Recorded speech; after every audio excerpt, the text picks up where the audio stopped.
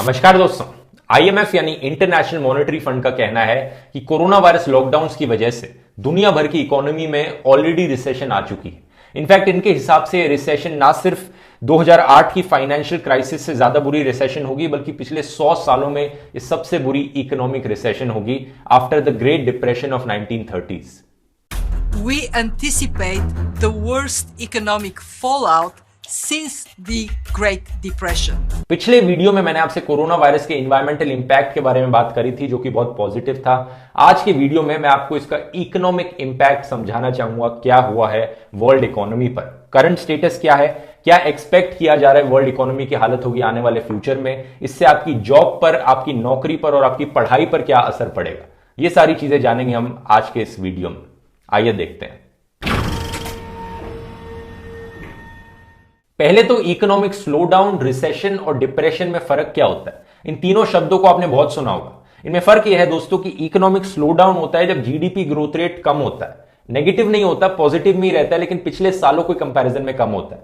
For example India में हम economic slowdown देख रहे हैं पिछले कुछ सालों से सरकार की खराब पॉलिसीज की वजह से, लेकिन इकोनॉमिक स्लोडाउन का मतलब रिसेशन नहीं है। ज्यादातर इकोनॉमिस्ट डिफाइन करते हैं कि रिसेशन होता है जब किसी देश का जीडीपी ग्रोथ रेट नेगेटिव में जाए 2 क्वार्टर्स या उससे ज्यादा के लिए। और डिप्रेशन रिसेशन से भी बुरी हालत होती है। डिप्रेशन बेसिकली बहुत लंबे समय तक चलने वाला रिसेशन पीरियड होता है। इसको डिफाइन किया गया है कि -10% या उससे भी ज्यादा बुरी जीडीपी ग्रोथ रेट चले किसी देश में 3 साल या उससे ज्यादा के लिए। डिप्रेशन इतनी बुरी हालत होती है दोस्तों कि पिछले 150 सालों में वर्ल्ड इकोनॉमी में सिर्फ एक बार डिप्रेशन आया है, द ग्रेट डिप्रेशन ऑफ 1929। आपने इसके बारे में हिस्ट्री की किताबों में पढ़ाई होगा। ग्रेट डिप्रेशन 10 सालों से भी ज्यादा के लिए चला था। वर्ल्ड इकोनॉमी का जीडीपी ग्रोथ रेट -15% टच करने को हो गया था और ज्यादातर देशों में अनएम्प्लॉयमेंट रेट 25 या 30% हुआ करता था। बहुत ही बुरी हालत थी। उतनी बुरी इकोनॉमिक हालत दुनिया भर में आज तक नहीं हुई है उसके बाद से। फॉर कंपैरिजन 2008 की जो फाइनेंशियल क्राइसिस थी उसमें वर्ल्ड वाइड जीडीपी सिर्फ 1% से नीचे गिरा था। तो आप कंपेयर कर सकते हो कि -15% होना और -1% होना। 2008 की फाइनेंशियल क्राइसिस को ग्रेट रिसेशन करके बुलाया जाता है। आज की जो रिसेशन है, बहुत से लोग इसे 2008 की रिसेशन और 1930s की डिप्रेशन से कंपेयर करते हैं, लेकिन ज्यादातर इकोनॉमिस्ट का मानना है कि आज की जो हालत है वो 2008 की रिसेशन से भी बुरी होने वाली है। ये डेटा में ऑलरेडी दिखने लग रहा है। जैसे कि फ्रांस का एग्जांपल लीजिए, पहले 3 महीने का quarterly GDP growth rate France में आया है -6%। ये फ्रांस में वर्स्ट परफॉर्मेंस इन हिस्ट्री है ever since world war 2। Germany में प्रेडिक्ट किया जा रहा है कि सेकंड क्वार्टर का जीडीपी ग्रोथ रेट होगा -10%। 2008 से कंपेयर करें तो आज की सिचुएशन में कुछ बहुत क्रिटिकल डिफरेंसेस हैं। सबसे पहला तो यह है कि आज के दिन लोग काम नहीं कर रहे हैं लॉकडाउन की वजह से। 2008 में जब रिसेशन आया था, हाँ कुछ बैंक्स जरूर डूब गए थे, कुछ लोगों को जॉब लॉसेस जरूर हुए थे, लेकिन ऑन द होल इकोनॉमी चलने लग रही थी, लोग काम करने लग रहे थे, जो कि आज पॉसिबल नहीं हो पा रहा है। बहुत सी कंपनीज ने ये जरूर ट्राई किया है कि हम वर्क फ्रॉम होम करेंगे, लेकिन सोचकर देखिए ऐसे कितनी इंडस्ट्रीज हैं, कितने सेक्टर्स हैं जहां पे वर्क फ्रॉम होम पॉसिबल नहीं है।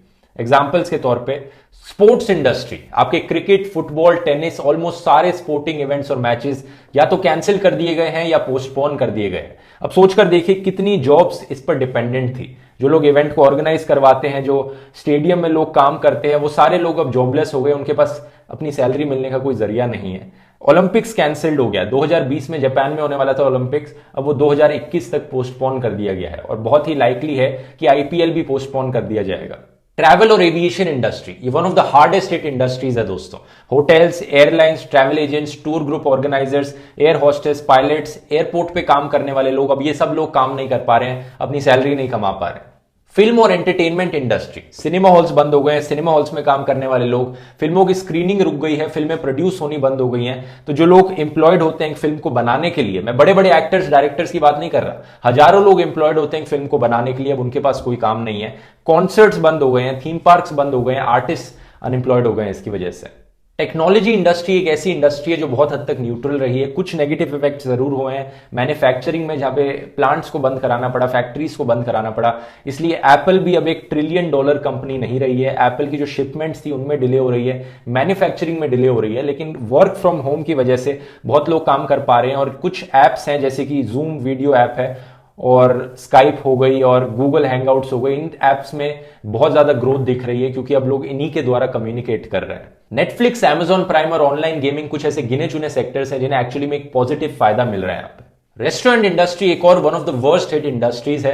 लोगों ने रेस्टोरेंट में जाना कम किया तो रेस्टोरेंट ओनर्स प्रॉफिट नहीं कमा पा रहे हैं, तो जो भी लोग रेस्टोरेंट में एम्प्लॉयड थे सब जॉबलेस हो रहे हैं। अब इतने सारे अलग अलग सेक्टर्स में अगर बिजनेस डाउन होगा तो कुछ गिनी चुनी कंपनीज को छोड़ के ऑलमोस्ट हर कंपनी को यहां पर नुकसान होगा। और अगर एक कंपनी को नुकसान होगा तो कंपनी पैसे बचाना चाहेगी, और कंपनीज पैसे बचाने के लिए करेंगी क्या? या तो एम्प्लॉयज को सैलरी नहीं देंगी, उनकी सैलरी कट कर लेंगी, या एम्प्लॉयज को जॉब से ही निकाल देंगे। एग्जैक्टली यही चीज होने लग रही है दोस्तों दुनिया भर में। या तो एम्प्लॉयज की सैलरी कट करी जा रही है, या फिर उन्हें टेम्पररी या परमानेंटली जॉब से फायर कर दिया जा रहा है, ले ऑफ किया जा रहा है। फॉर एग्जाम्पल टेस्ला ने अपने सारे एम्प्लॉयज की सैलरी 10% से कट कर दी है। मैरियट वर्ल्ड की लार्जेस्ट होटल कंपनी, इन्होंने अपने सीनियर एग्जीक्यूटिव्स की सैलरी 50% से कम कर दी है, और कम से कम 10,000 वर्कर्स को ये टेम्पररी जॉब से निकाल रहे हैं। नॉर्वेजियन एयरलाइंस, स्कैंडिनेवियन एयरलाइंस ने अपने 90% एम्प्लॉयज को ले ऑफ कर दिया है। इंटरनेशनल लेबर ऑर्गेनाइजेशन ने प्रिडिक्ट किया है कि 38% of all employees in the world are either at risk of lay off और सैलरी कट। टोटल में 1 बिलियन से ज्यादा वर्कर्स प्रिडिक्ट किया गया है कि या तो उनकी सैलरी कट होगी या फिर उनको जॉब से निकाला जाएगा, और 2.7 बिलियन वर्कर्स डायरेक्टली और इनडायरेक्टली अफेक्ट होंगे किसी ना किसी तरह से इन कोरोना वायरस लॉकडाउन की वजह से। अब ऐसे में एक बहुत हाई चांस है कि आपको भी अपनी जॉब से निकाला जाएगा कुछ महीनों के लिए, या फिर आपकी सैलरी कट करी जाएगी। ऐसी सिचुएशन में आपके लिए क्या करना सही होगा?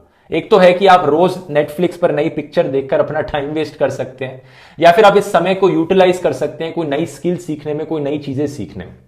मेरे हिसाब से ये एक बहुत अच्छा डिसीजन रहेगा अगर आप अपने आप को इस समय को आप यूटिलाइज करेंगे अपने आप को अपस्किल करने में, ताकि जब सिचुएशन वापस नॉर्मल हुए, लोग वापस जॉब पर जाने लगे, तो आपकी स्किल्स बेटर हो बाकी इंप्लॉयज के कंपैरिजन में, और आप औरों से बेटर हो, आपको बेटर सैलरी मिल पाए, अपनी जॉब में ज्यादा अच्छा कर पाएंगे आप। ये करने का एक बहुत अच्छा तरीका है, आप YouTube पर फ्री लेसन सुन सकते हैं कोई भी नई चीज सीखने के लिए, जैसे कि आपको कोई नई लैंग्वेज सीखनी है, या आपको कोडिंग सीखनी है, या एनिमेशन सीखना है। पॉसिबिलिटीज इनफाइनाइट है, कोई भी आप नई चीज सीख सकते हैं अपने आप को बेहतर बनाने के लिए।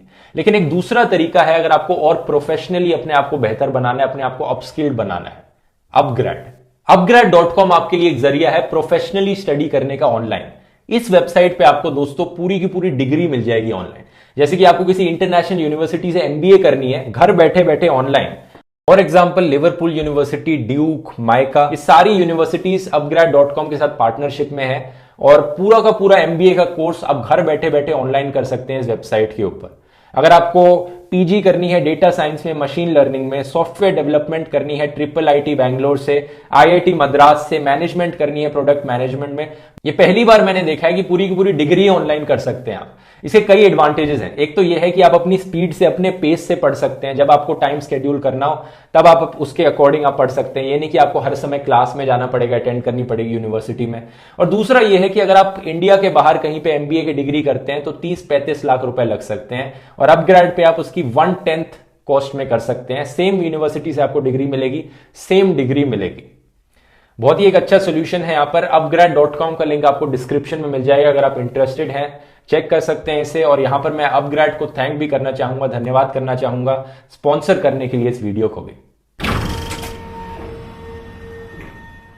अब वापस अपने टॉपिक पर आते हैं। यहां पर बड़ी बड़ी कंपनीज तो फिर भी अफोर्ड कर सकती हैं अपने एम्प्लॉयज को सैलरी देना, उन्हें जॉब पर रखना, लेकिन उन छोटे बिजनेसेस का क्या होगा जो महीने भर महीने अपनी कमाई चला रहे थे और 2-3 महीने से ज्यादा अगर लॉसेज हो गए तो वो सह नहीं पाएंगे। वो लोग तो वैसे भी फायर कर देंगे अपने एम्प्लॉयज को, और वो खुद भी लॉस में आएंगे। ये चीज इंडिया में बहुत देखने को मिल रही है दोस्तों। इंडिया में जो माइग्रेंट वर्कर्स हैं अब वो जॉबलेस हो गए हैं, उनके पास काम नहीं है, ना उनके पास खाने के लिए कोई पैसे हैं। इसी रीजन से अब ऐसे केसेस सुनने को मिल रहे हैं कि ये माइग्रेंट वर्कर्स सड़क पे आ गए हैं, स्टोन पेल्टिंग हो रही है, अपनी सैलरीज की डिमांड कर रहे हैं कि हमें कम से कम ट्रांसपोर्टेशन दो ताकि हम अपने गांव वापस जा सकें। ये सूरत में ऐसा होते हुए देखा दोस्तों, जहां पर स्टोन पेल्टिंग हुई और ब्लॉक कर रखी थी रोड माइग्रेंट वर्कर्स ने।